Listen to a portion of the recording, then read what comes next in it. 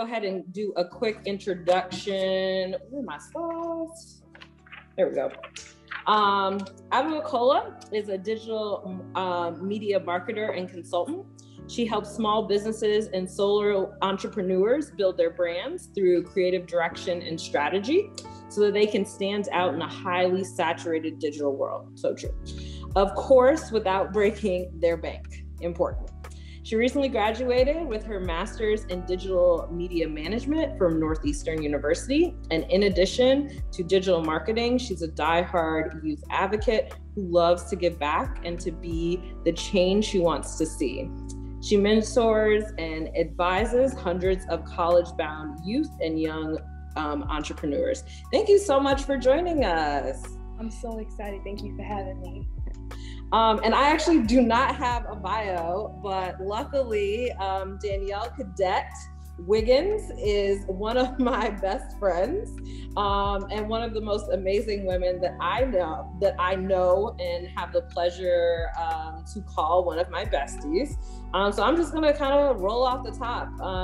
Danielle is from New York. She went to high school in Atlanta. That's how we know each other. She went to Northwestern for her master's and for undergrad.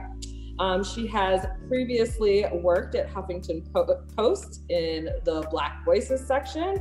And then she went to ESPN and helped start their undefeated section.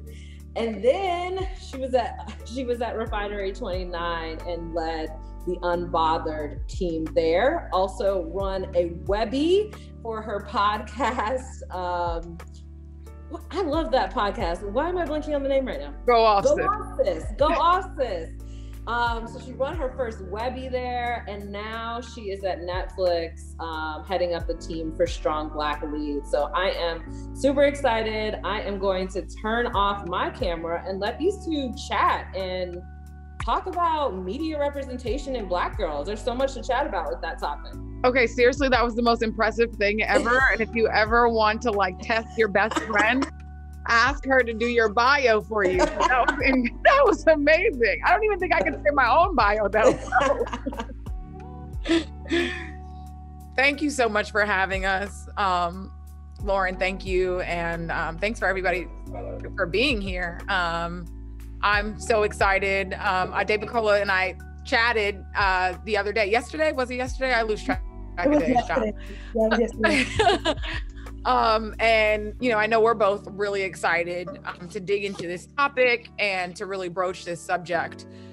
There's so much that we could talk about here, and we both feel like we could go on and on forever, really.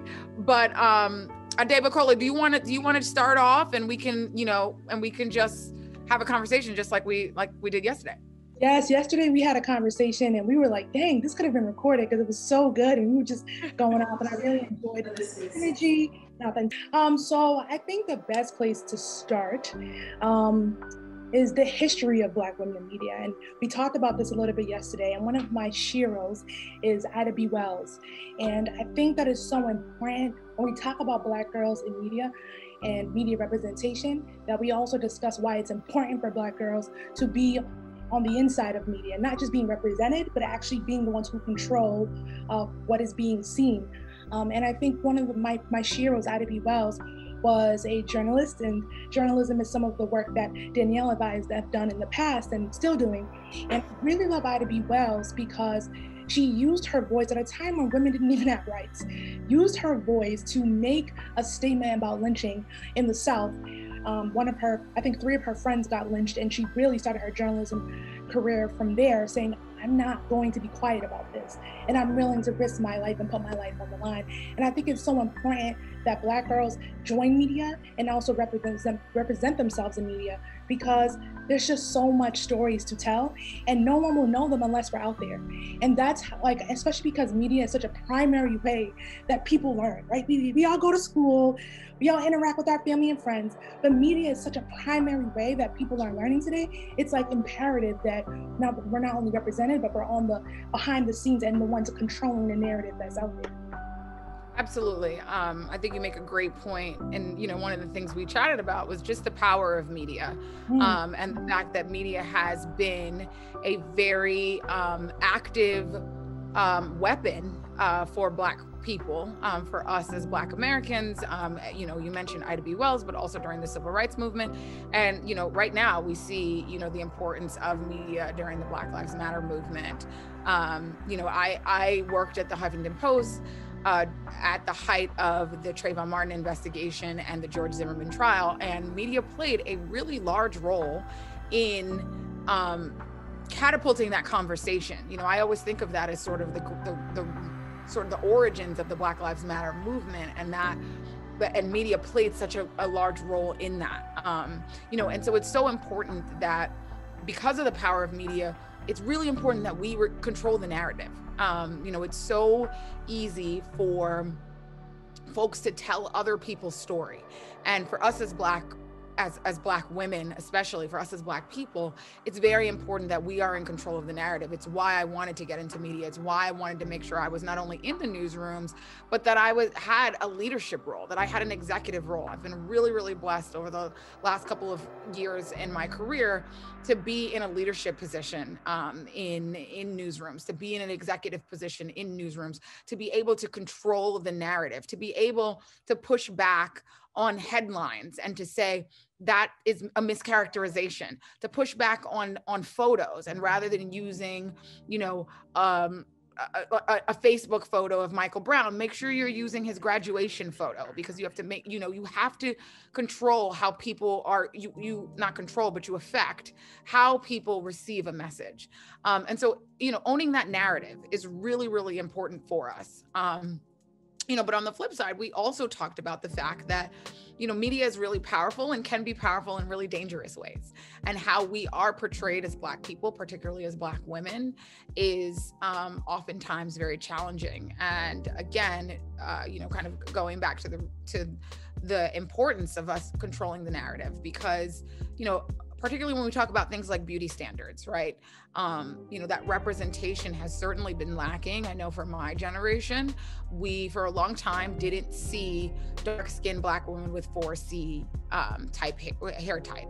And that's why, when I was at Unbothered, it was really important for us as a team to make sure that we were not only ourselves as a brand, making sure that we were elevating the kind of Black women that you don't often see, that you don't get, that you aren't told are beautiful, and we internalize that a lot. And media plays a huge role in that, in how we see ourselves and how we are represented. And so I think one of the most important things is making sure that we control the narrative, because there is that, that famous Malcolm X quote that I'll paraphrase because I'll probably misquote it.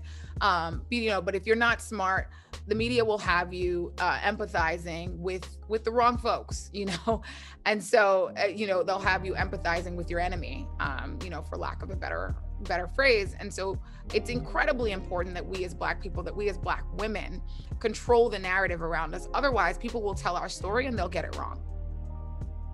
Definitely. I think that duality of the power of media can be so tricky, specifically for communities like ours that are marginalized, that are in danger, in constant danger and constant fear, because it's a powerful place for us to convene, right? We all can't, the entire Black community in America can't get together in one place, but media offers us that opportunity. But at the same time, it's like, if this is being used as a tool to destroy us, whatever we're doing with that tool can also be used to destroy us even within ourselves. So I think that's very important. And I really love that you talked about Malcolm X, because something that we did talk about yesterday was how media, from the very inception of Black people being in America, media has always been a tool that we have used, whether it's through advertisements. Malcolm and Martin were people who use the media to their advantage. It was how they got their message out. I mean, it's literally how millions of Black people were able to convene, were able to understand the message. They didn't even have what we had. So, but everything they're doing is basically the same tenets of modes of of behavior that we're using today to get the word out. So I think that's extremely, extremely important. And I really loved that you talked about beauty. I think beauty is one of those things, it's an important thing for Black women, and it's something that we often see. We all want to know what the new products are, what's the latest hair trends. And yesterday we talked about algorithms, right? So as we're online, as we convene online, I love Black Twitter. I love all these spaces that Black people have created for ourselves. However, algorithms are out there, right? Like there's sets of rules and things that allow us to see certain things or may not allow us to see certain things. And I think that there's some control still, even when we create our own communities, there's still a power that's above us that is pulling those strings on what we see. So it's very easy for someone like Danielle and I, who are very informed about media. I could still go online right now and then look in the mirror and feel bad about myself because I just went online and looked at all these images that may not be real, and I can be selective about what I see, but at the end of the day, the algorithm really controls what's being put in front of me. So I still think that there's so much work to do. Although we're in 2021, we have more representation than we probably ever have had, but there's still a need, and we still need to talk about it. Because, I mean, I read a study that there's more Black women in leadership positions in media. There are more Black women in Hollywood who are being portrayed in the STEM field. So we have those things. However, a lot of those Black women are still being portrayed as people who conform to white standards of beauty. So there's still much work for us to do to represent who we truly are and all different forms of Blackness, because we're not a monolith.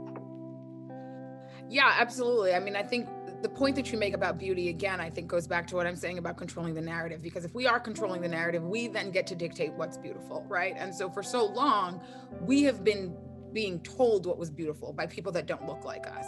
And I think the ironic part of that about us, you know, the name of this session is about us being, we are the culture, right? And so it's so interesting to me that we are simultaneously admired and hated at the same time. And it's fascinating to me because we so often see features that, are negative or seen negatively on Black women, but they're seen positively on other women. You know, I vividly remember when the Kardashians were becoming, or people were really becoming, enamored by the Kardashians. And it was fascinating to me that, these things like full lips and dark skin and thick thighs and a big butt were obviously like so desirable on women like Kim Kardashian. But then you put those same attributes on Black women, particularly dark skinned Black women, and they're not seen as beautiful, right? And so that's so interesting. I think about the whole craze right now that we have with nail art. Like that is rooted in the Black community. Those Black women who were going into nail salons and doing nail art. And that was seen as ghetto, right? For so long. There's so many things that Black women did, whether it was door knocker earrings or obviously you have Dapper Dan, who was really the architect of, who really took things like the Louis Vuitton logo or the Gucci logo and infused them in communities like Harlem and Brooklyn and the Bronx, and really took over this fashion statement that Black people owned. This idea, like that logo mania that we're now seeing everywhere, that's rooted in the Black community. So we see fashion trends, we see hair and beauty trends that are absolutely rooted in Blackness and weren't seen as desirable on Black women, but are seen as desirable on women that don't look like us, on women of other demographics. And so, again, it goes back to, it is so important for us to control our story, because we have to be able to be in control of and know and acknowledge our contributions to the culture. We are the culture. I mean, when we do things, Black Twitter very much controls the conversation on social media. If we think about things like Versus, if we think about even something like Scandal, right? You take Shonda Rhimes, who really orchestrated how important it was to have a cast be in conversation with its audience while a show was going on. That was not happening prior to Scandal. Shows were playing and people were just doing their things. But now you look at something like Insecure, where there's a whole conversation happening around the television show.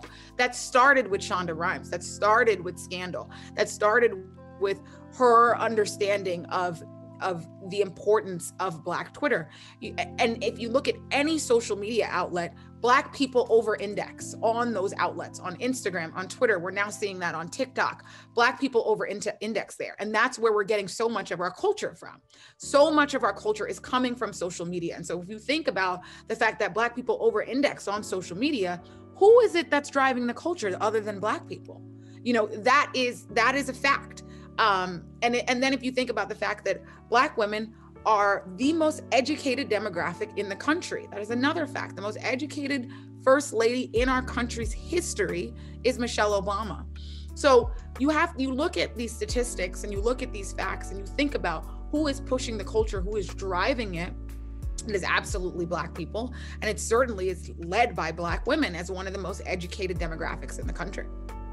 Not for sure. I mean, there's literally no internet culture without us. Like, if all Black people decided to pull out of all the social media platforms today, that Facebook gonna be in trouble, okay?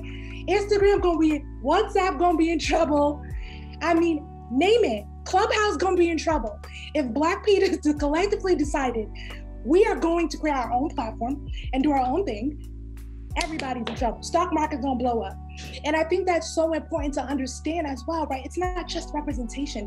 It's also the commodification of who we are, right? Like, we don't just come on Instagram. And I wrote a story for Teen Vogue once about Black women using Instagram as a mode of community to talk about beauty, but people started using Instagram for business. We literally changed Instagram's business model. It was not created for business. But a lot of Black people are like, hey, I want to sell something on here. Instagram started looking at that behavior. A lot of these platforms change and elevate their brands based on our behavior. And that's typically based off of Black people's behavior. So I definitely agree that we are powerful. And I think that there's definitely powers that be that have made it so difficult for Black women to be represented. How can we have the buying power? How can we be the smartest? How can we be all of these things that Danielle said and still not be able to be represented? And that is because it is profitable to make Black women feel bad about themselves and not see themselves. And I think that is something that needs to change, but that only changes when there are more people in that space. I was telling Danielle this yesterday, like, you can't be the only one in this space. You can't be one of the only leaders. There's a need for that. So if there's any young Black girls listening, I definitely encourage you to join a media career. It's so necessary. And yeah, definitely. Yeah, I want to jump in what you said about commodification. It's very interesting too, because I think the other way that we push the culture is that we're so valuable as an audience and as a consumer. And there are so many brands that, you know, throughout my career, I've worked with brands like Target, I've worked with brands like Toyota, I've worked with brands like Estee Lauder. I have worked with a number of brands who have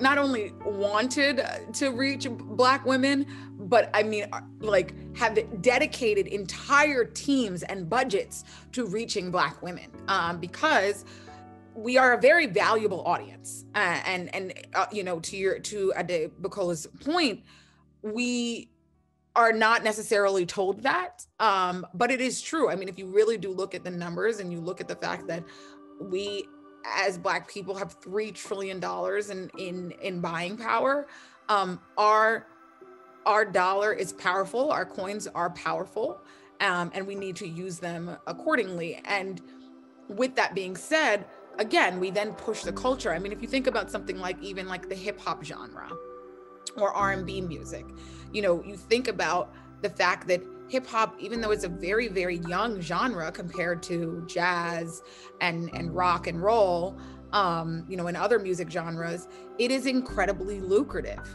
because it is attached to Blackness. Even if you look at something like sports, football, basketball, are intrinsically attached to Blackness. They are, the leagues are comprised of 75% or more Black athletes. And so, you know, you look at things, even a very white sport like gymnastics or tennis, you see women like Naomi Osaka, you see women like Serena Williams, you know, you see even in golf, you saw Tiger Woods, you see Black people taking over these sports that traditionally weren't made for us. And sports culture is so intrinsically linked to Blackness.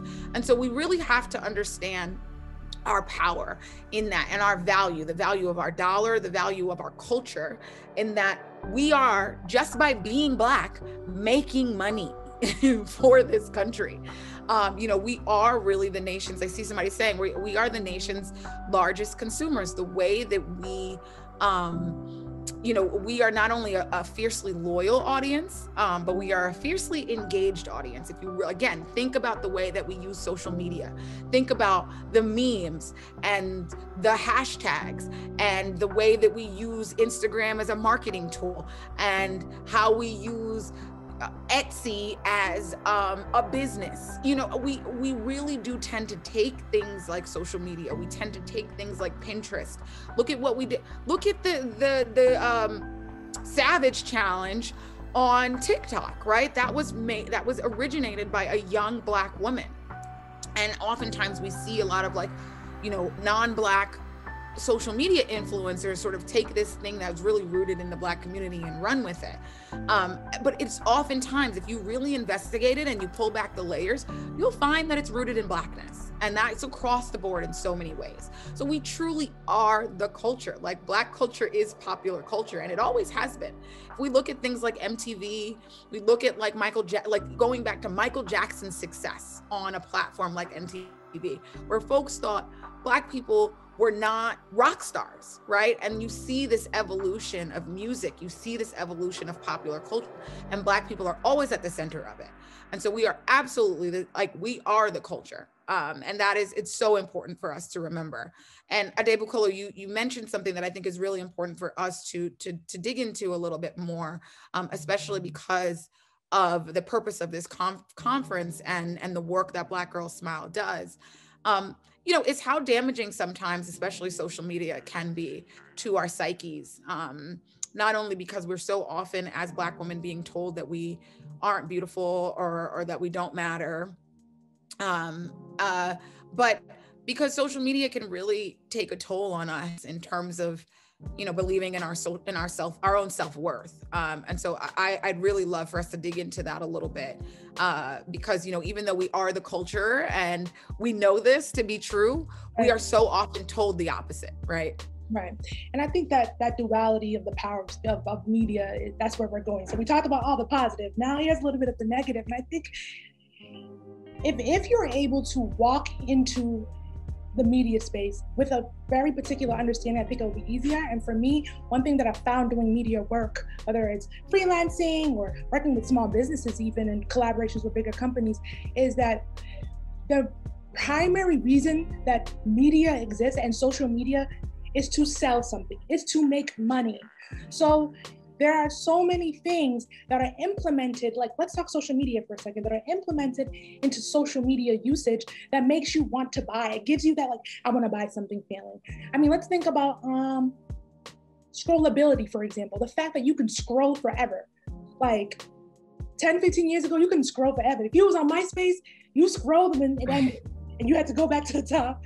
But now on Facebook, you can literally scroll for infinity. Like, it'll never stop. You will always be given content, always be shown advertisements and things of that nature.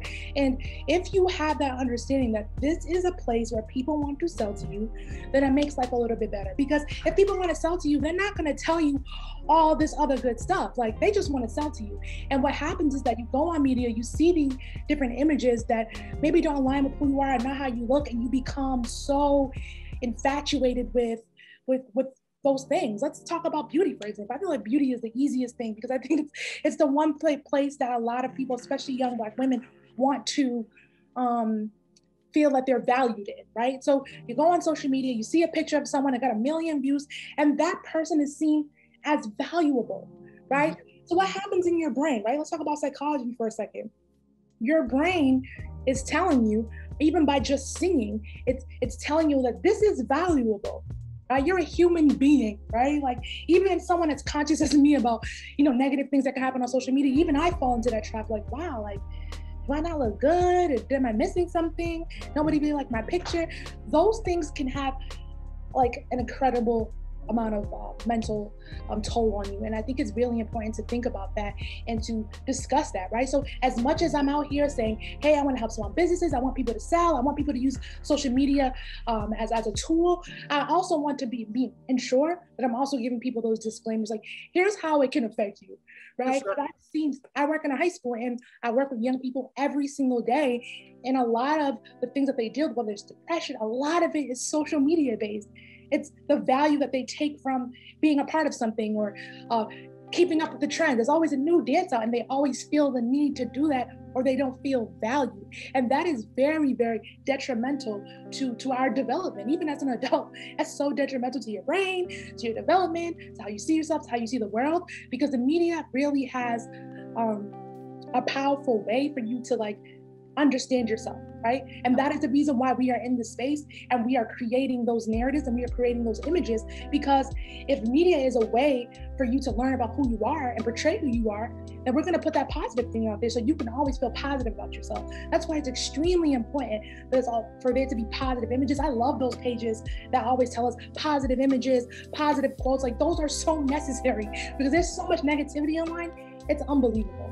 Yeah, absolutely. I mean, and kind of going back to what we were saying before, like, it's especially hard to see other people be validated for things that you're torn down for, right? And so for us as Black women, it's, again, going back to that, like, I'm fascinated by like the Instagram catfishing, like these women, these influencers that like are not people of color who like basically like pose themselves as Black women, or like essentially, or like look very Black, right? There's a whole thread on Twitter of all of these photos of non-Black women who look Black. It's insane to me.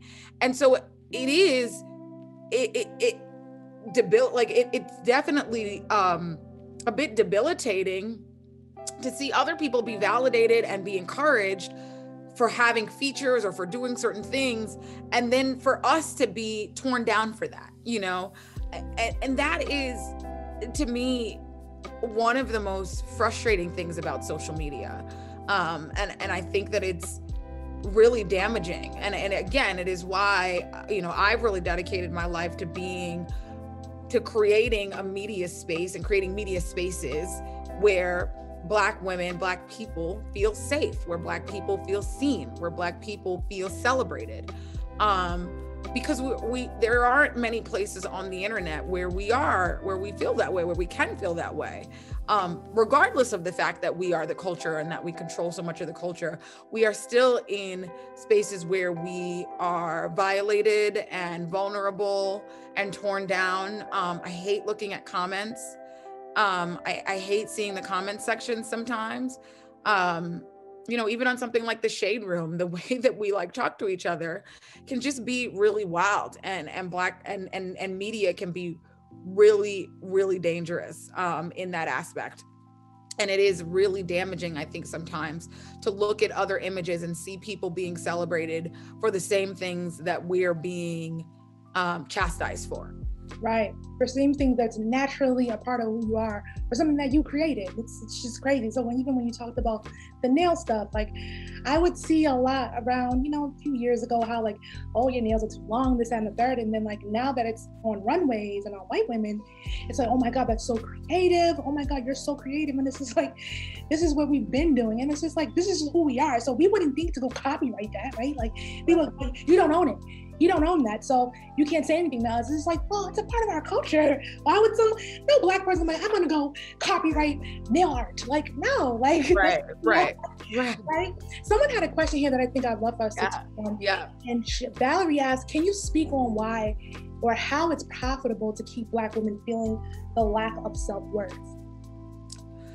Yeah, I mean, I think to your point just now about nail art, right? Like, I think we were told for a long time that it was like unprofessional, right, or ghetto to wear your nails a certain way, or, you know, like I'm a natural nail person, but I think a lot of that, I internalized a lot of that because I was told that I needed to do that. I was told that that was how I needed to conduct myself in a space, right? Or the same thing when it comes to, here's a great example, hair, right? We've always been told that straight hair is more professional and that our natural hair is not professional. Well, there's an entire industry based on that understanding, based on those respectability politics. Do you know how much money white people have made from Black women straightening their hair or wearing extensions or trying to fit into these standards of these respectability standards? Now, listen, don't get me wrong, whatever your personal preference is, 100%, you want to wear your hair straight, you want to wear weaves, you want to wear wigs, whatever, that's a personal preference. But if we really dig into the fact that we have been told that there is a certain level of respectability that you have to maintain in order to get a job, in order to keep a job, in order to succeed professionally. And then there has been an entire industry created, a lucrative industry, you know, that has benefited from that has benefited from the fact that we as Black women have been told to straighten our hair. You know, the beauty industry is $1 billion industry, and Black women are major consumers of those products, whether it's hair straightening products, whether it's, you know, at some point in time, skin lightening products, because we were told, you know, feeling some lack of self-worth, feeling something like something was wrong with our natural state, and then translated, into us making money for somebody, because we were told, all right, this is what I need to do to be respectable. This is how I need to look. This is what I need to wear.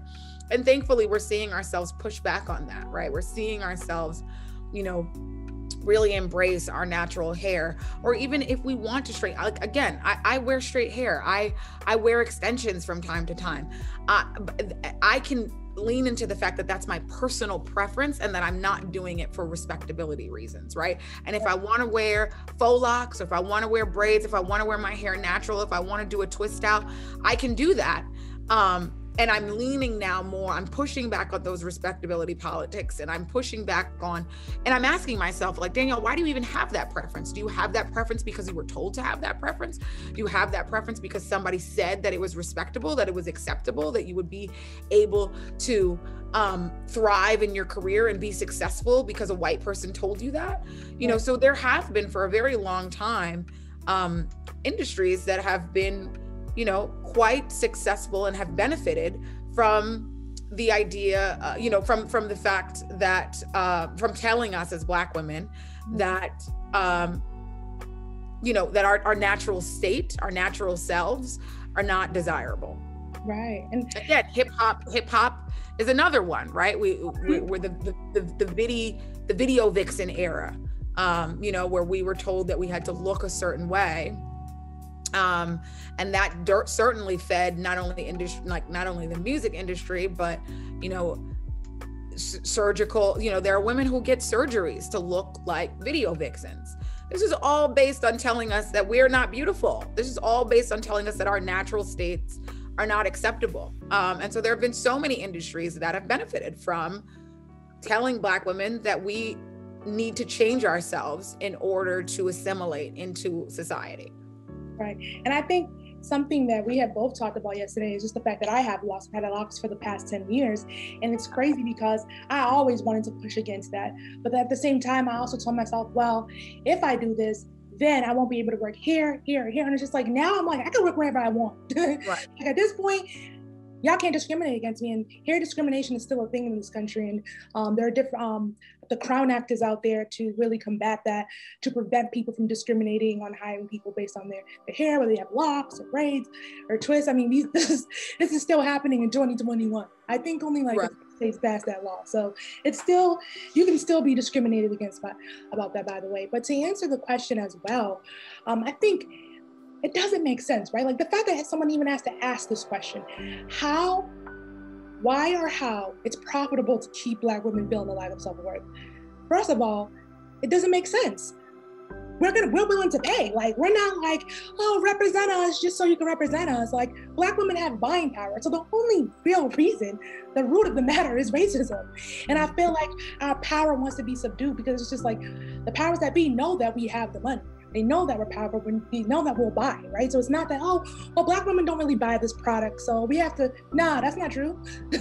Black women buy anything good, as long as it's good and it's healthy, Black women want to buy. They want to consume that and use it for their good, right? And it's like, why wouldn't a company lean into that? And for me, it's just purely racism. And I also think that it's just a way for them to subdue our power because they know that, wow, if we do this, this is the floodgates are gonna open. I mean, I feel like you can go on, for example, you can go on TV and watch an ad from a white-owned company and it could be all Black people. Why does it always have to be, it could be all Black people. But people too, we'll buy it as well. Like, you don't only need to start with white people at the top in terms of marketing to people. Like, you can use Black people in your commercial, you can use Black people in your ads, but it's always preferred to do the other.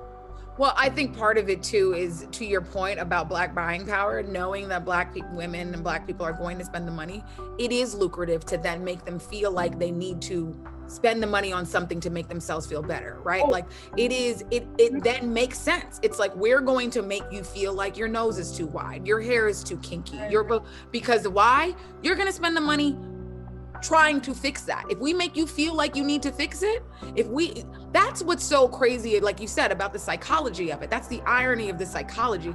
We know you're going to spend the money. We know you're going to go out and get the things. We know you're going to, we know what Black buying power is. So if we make you feel badly about things, then we can get you to spend money to fix it, right? Yeah. And that's what's been happening for so long. And we're certainly seeing, I think it's amazing watching us as a community push back on that and call that out, and call BS. But for so long, it was very successful to tell Black people, this doesn't work. Your skin is too dark. Your hair is too kinky.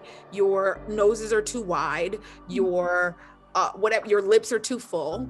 So we were going to buy the products to do the opposite, right? And because we know you're going to spend money. We know you want to assimilate. We've told you that you should want to assimilate. We've told you since you came to this country that you should want to be like us, right? That's been the psychology going back to slavery. So we've told you this. And so we know you're going to try. We've convinced you that you need to try. And so we're going to keep telling you that because you're going to keep spending the money. I'd really love for people to jump in with more questions too. I love that there's definitely some great conversation here happening in the chat. So please, drop some more questions if you'd like to, and if there's anything that we can answer specifically, I'd love to do that. But yeah, I do think, to me, that is the unfortunate answer to that question is, since we've stepped foot in this country, and I shouldn't say step foot because that implies agency. We did not have agency since we were brought, to this country, since we were enslaved and kidnapped and stolen. We were told that we needed to try to have some type of proximity to whiteness. Proximity to whiteness is proximity to power. We've been told that since the beginning of our existence in this country, in this primarily white society. And so there is function to continuing to tell us that, so that we will spend the money trying to have more proximity to whiteness. Definitely, and I think that the only way we can change that is through us. Unfortunately, things don't change unless Black people make the change, and that goes across anything that has to do with race and how we're represented and things of that nature. Whether you're in school, whether in your company, things only change when we are willing to make that change, when we are fighting for that change. And I think a way, and there's so many, media is a big umbrella, right? So there's different parts of it. And Danielle has a part of it. And the part that I do mostly is to work with small businesses to help them market their ideas and market their businesses, because we're seeing more and more Black women and young women getting out there, starting their own business, saying, you know what, this company does this, but I think I can do it better. That's more that's safer for my people. And I'm willing to create that. I'm willing to, be the change I want to see, right? And then it's like, okay, well, how do I market it? How do I get it out there? And the good thing, the dope thing about Black people is that if you create something that's really good and that actually solves our problems, we will go for it. I mean, that's why it's so, it's difficult, but it's also been much easier to get online and market yourself and not have millions of dollars in marketing or $1 million startup fund to put something out there and for it to be a lucrative thing for you. So a lot of the work that I do is to work with small businesses in the community who have an idea, who are wanting to do something that's actually conducive to representing us well, and that makes us feel powerful and makes us feel positive about ourselves, and really putting it out there to see like what they can do. Because I think, like I said, one of the only ways that we can combat against everything that we're talking about is for more people to join in media careers and really make that difference, because it'll actually change the world. And when we're thinking about how media has changed over the world, how media has changed over time, is because more and more Black people are saying, you know what, no, we're gonna do this, right? The fact that Danielle's able to go from company to company and say, okay, you gotta create a Black space, you gotta create a Black space. I mean, that is so powerful, more than I think people will ever really realize, because like, people just see it, they see it happening, but they don't understand the work and the history that goes behind putting it together. And I think it's so important. Right, absolutely, I agree. And I think actually you, I have answered one of the questions. You're starting to answer one of the questions here. In terms, we've got a question saying, "What should we be doing to protect the image of Black women? Over sexualization has become a major issue in social media." And you know, I think that's very true. So again, I'm going to go back. I keep going back to this, but we have to control the narrative, right? We have to be in control of our stories. You know, I do think, again, going back to that sort of video vixen era in hip hop, you know, there was this time, and there still is a time when, you know, Black women were really seen as sexual objects.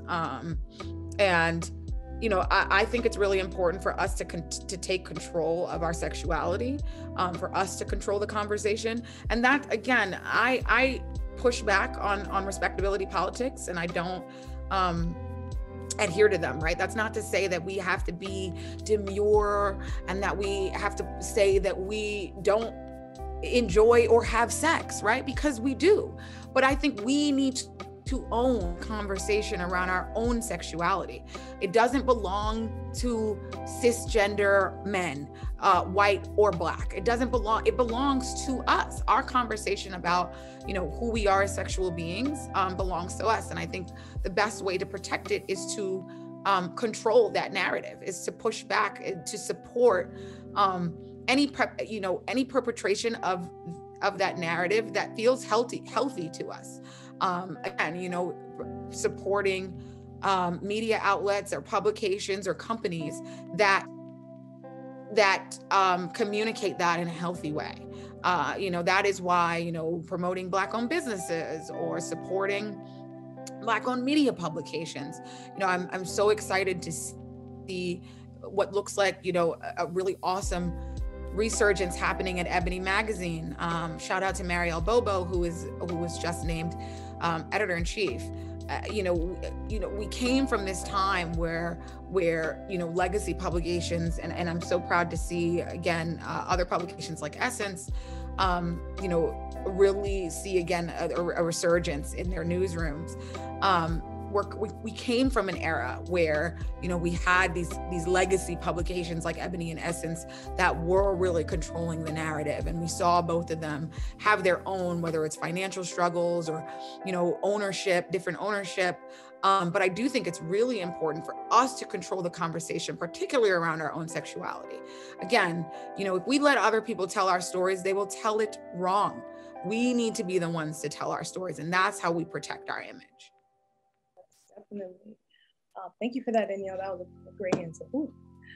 Another question someone has: how can Black creators protect their creativity and IP in this age where our creativity and products are too often stolen by white companies and influencers? And I've experienced this quite a lot over the years working with small businesses, and that is why my business is really focused on Black small businesses, because I often realize that Black people are so dope. Our ideas are so amazing that when you put it out there, it's out there in the world now, right? Like anybody can grab at that. So I do oftentimes I mean, there's really many other ways to protect yourself than to have legal representation. And I know sometimes people don't have funding to do those things and things of that nature, but there's so many free resources out there. I have a newsletter that comes out weekly where I give people different resources on how to protect themselves as a creator and as a small business owner, because it is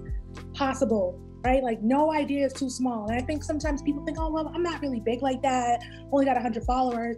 But yeah, a lot of companies are looking for those people with just a little 100 followers to see what they're doing and to iterate that for their own businesses. And they're able to just take it and run with it because they have so much more money than you, right? So it's like, sometimes I'm really wary of Black creators and Black small-owned businesses who are not necessarily prepared for the influx of followership or audience that they may get, because it's very possible for it to be stolen, whether it's your domain name, whether it's your business model, even your strategy. If it's something that you came up with, that's your idea, that's how you're running your business. It's very important to protect it. But I think the best way to do that really is to make sure that you are consuming all of the digital properties that it's possible. So getting a domain name, taking all the Instagram, Facebook, because when it's time to go to court and when it's time to say, hey, I'm fighting against this person, I'm fighting against this company, you have to be able to say, I came up with this idea. And I know like it's a big, like this, the oldest law trick in the book, but it's like if you start a business and you have a name and you have things, mail it to yourself.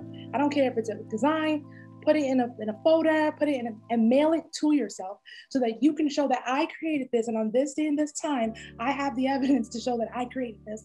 And I think that's some of the most basic ways you can make sure that you are able to protect yourself with ownership. But there's so many other ways, and I'm not a lawyer, so I cannot give you any law advice, but I definitely give out a lot of resources from lawyers weekly. So if anybody's interested, of course, you can let the organizers know, they can give you my information. I think the other thing I would say too, especially with respect to social media, and this is free, credit. Make sure that if you create something, your @ handle is on there. The best example I can think of is, again, the Shade Room, right? The Shade Room always has their brand on their stuff. Like there are a lot of people who have replicated the Shade Room's model of, that sort of bite-sized Instagrammable news. And you'll see a lot of people repost the Shade Room. But you ever notice how that TSR, that logo is always smack dab in the middle? You can't crop it out. You can't do that same thing with your intellectual property. If you come up with something, if you do a reel, if you do a video, make sure your handle is smack dab in the middle. It can't be cropped. Don't put it in a corner. Don't put it somewhere. Put it in the middle. People cannot crop it out. This was a big thing when we talked about TikTok dances and things like that. And TikTok has now, I believe, implemented a policy where you have to credit the original creator. So, make sure that if you create an asset, if you create a meme, if you create a logo, if you create a something and you want it to take off, you want people to save it and share it, make sure that your @ handle's on there, whether it's on Twitter, TikTok, Instagram. I don't know, y'all, I'm getting old, so I can't keep up with all the new stuff, but make sure your handle is on there. Make sure it's constantly going back to you and that you are credited as the originator of that idea. I think that's one of the easiest ways to do that. There are so many apps now that are free, that function as design platforms, or there are a lot of free sites online that you can Google, and you can make sure, you don't even need, once upon a time you said like you needed Photoshop, and Photoshop's expensive, right? But there are all types of like free platforms now that you can use to make sure that you put the correct crediting information on your content. And then also request that, people that want to work with you credit you as well. Don't, sell yourself short. Your ideas and your intellectual property are very valuable. The reason why a lot of companies are looking for those people with 100 followers is because they think they can pay people less. No, You know, your ideas and your intellectual property is very valuable. So make sure that if a company is paying you for something, you know, read that fine print in that contract, push back and make sure that your name, your handle and your brand is associated with it. This has been such an amazing conversation. I really appreciate, especially the last one, because we saw, especially during this COVID period, like you said, we're a little bit older, so I'm not on TikTok like that. But, you know, ensuring that as we consume media, as we participate in media, that we're mindful of the ways that we do it. And I think that you guys really spoke to a lot of the different ways that we can be mindful, especially of the history of portrayals and representation of Black women and girls, and also just remembering our power in media, on social media, because I think at times it's easy for us to not know how much power we have, not just buying power, but also creativity, IP.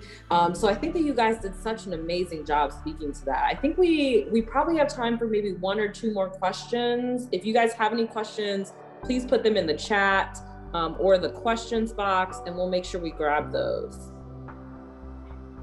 Yeah, so as we're waiting on that, I definitely wanted to touch on one more thing as well in terms of protecting yourself. And I think that's why it's so important for Black people to be in media, because when the Renegade Dance came out, literally articles were being written about these white kids who made it, but it was actually a 14-year-old Black girl who made it. And it was journalism that brought that up, right? She's 14, she probably didn't even think it was gonna go viral. Like, she's not thinking, I gotta protect myself, she's just having fun, right? So it's so important for us to be in those spaces, because it was journalism that said, no, actually, here's the real fact. We actually found the 14-year-old girl who did it, and we wanna write a story about her. And Teen Vogue and New York Times helped her reclaim that ownership.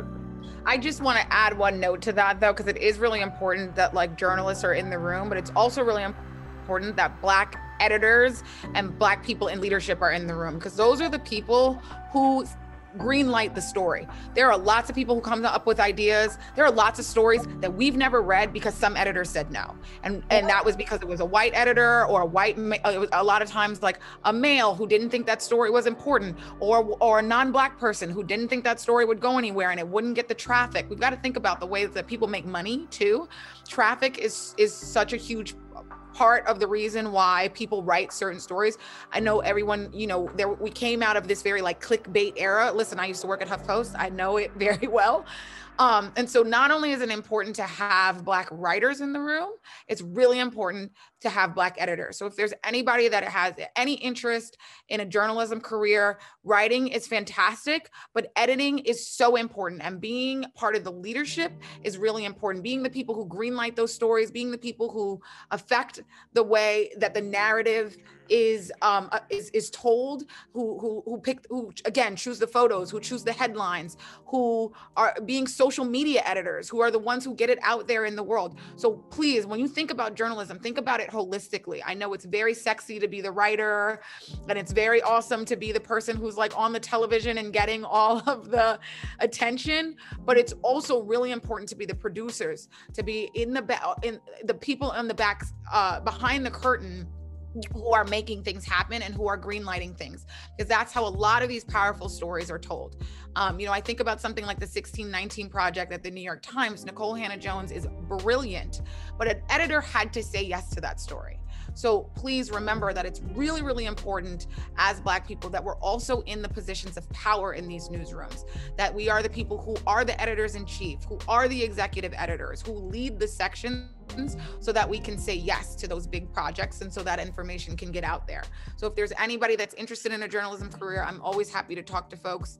I'd be happy to share my information. And I really, you know, anyone who has any questions about navigating the media industry, particularly in journalism, I'd be happy to chat with you. So before we hop off, I was gonna ask my last ending question, but this has been so beautiful. So hopefully you guys don't mind staying on just for a few more moments. I wanna ask you each, if you can share the biggest lesson that you've learned as a Black woman in media, You can go into a story. I love stories. And just any last thoughts for our participants today. We have a diversity of ages, diversity across the country, diversity of backgrounds and experiences. So if you guys can just leave us with a little bit of wisdom before we take a break, and I'm going to tell you guys about our last session before we hop off. But if your biggest lesson that you've learned in media as a Black woman, and your wisdom or your nugget that you want to leave with the participants. So I think the biggest lesson that I've learned, because I was doing freelance journalism work and left that to do more marketing and more small business work. But when I was freelance journaling, the biggest lesson I learned was to negotiate. And I was always so infatuated with writing a story simply for the fact that I just want Black people to read this. I want Black people to have space and voices, but it's just like, well, this Black person is not getting fed, right? So it's like, it was a double whammy, and I just didn't know the power of negotiating. That's part of the reason why I left journalism, because I realized I wasn't getting paid as much as my white counterparts, although my stories were so much better. So that was the biggest lesson for me, and I definitely want to leave the Black Girl Smile Black Girls Are Magic conference, letting all the Black girls know that I love you, and I'm happy for anyone to reach out to me as well. You are loved, you are special, you are worthy. I just love Black girls, and I know that we don't have a lot of spaces, so definitely cherish the spaces you have, and definitely reach out to any one of us. We are here for you. Oh, I love that. That's amazing. Okay, so my biggest lesson, boundaries. Lauren knows this all too well. I, throughout my career, especially working in digital media, I never have really worked a 9-to-5. I've always really been able to work early in the mornings and late at night. Lauren has been with me on road trips where I've been working, at dinners where I've had my computer out. I definitely, I'm very ambitious, and very early on, I felt like the way to succeed was to work all the time. And over time, I learned to have boundaries, and to push back, and to protect my own mental health. I think the thing about especially being in media as a Black person, when the news gets really hard, and when we are the people who literally have skin in the game and we are dying, the white people in your newsroom are going to look at you to tell that story. And that can be really hard. I covered the Trayvon Martin investigation and the George Zimmerman trial from beginning to end. And I never got a chance to mourn and I'll get very emotional thinking about it. I never got a chance to mourn and to cry. I am very careful about what I watch now, especially after a couple of years of covering that kind of news, because I didn't have the boundaries. And I inundated myself with a lot of violent images that were really damaging for me. And so now I find myself at a point in my career where I can be really discerning about what I watch. There's a lot of times where sometimes I choose not to know the story. I choose not to read the story. I choose not to watch the video. It is damaging. I never want to become comfortable with seeing Black death, ever. None of us should be comfortable with that. So please protect yourself and set boundaries. It is very easy to be the one who tells the viral story, who writes the viral article. Do not do it at a detriment to your own mental health, and to your own emotional well-being. So that is what I've learned. Set boundaries, stop working, turn your phone off. I told Lauren this the other day. You can post on social media and get off. You don't have to watch everybody's videos or read everybody's thing. You can post something you want to post and peace out. I do it all the time. I've gotten to a point now where I've really set boundaries around the way that I interact. And the last thing I will say really quickly, because I know we're over time, if there's any advice I have, it is that my next job never existed before I took it. So I know that it is really, really easy to look at the media landscape right now and feel like there's no place for you, and feel really overwhelmed by it. But literally every job I've had throughout my decade-long career, which feels really weird to say, it never existed. It didn't exist before I had it. So please keep chasing your dreams and know that your job might not exist right now, but the way media works is things that there was no TikTok 5 years ago. There was no Instagram 10 years ago. When I was in college, we just got Twitter my junior year of college. So know that like these social media jobs, they didn't exist when I first got into journalism. So understand that this is this industry is evolving, and your job might not exist yet, and you might be the one to create it. So go out there and do that, and go hard and set those boundaries and protect yourself. Thank you guys. Those were, I'm 33 years old, and those were lessons that I was like, I need to implement that in my life. Thank you guys so much. This was such a beautiful, timely conversation. I appreciate you both. I fangirl over you both. I've been getting Adebukola's newsletter for quite some time. So once we got her confirmed, I was so excited. And to have Danielle, one of my closest friends and one of the women that I admire so much, I am just honored that you guys joined us and dropped some wisdom for us today. Thank you, Lauren, for creating this space. Thank you for doing this. To the entire Black Girl Smile team, you guys should be so proud. This is amazing that you've been able to do something like this in a pandemic, to create this space and to offer this when people really, really need it. You should be so proud. So thank you for having me, and thank you for doing this. This is so important. Thank you so much for tapping my shoulders. I think anytime someone asks you to speak, it is an honor. So I thank you for having me in this space. And like I said, I love all the young women who are on here. Please definitely reach out, and have a great rest of the conference. Awesome.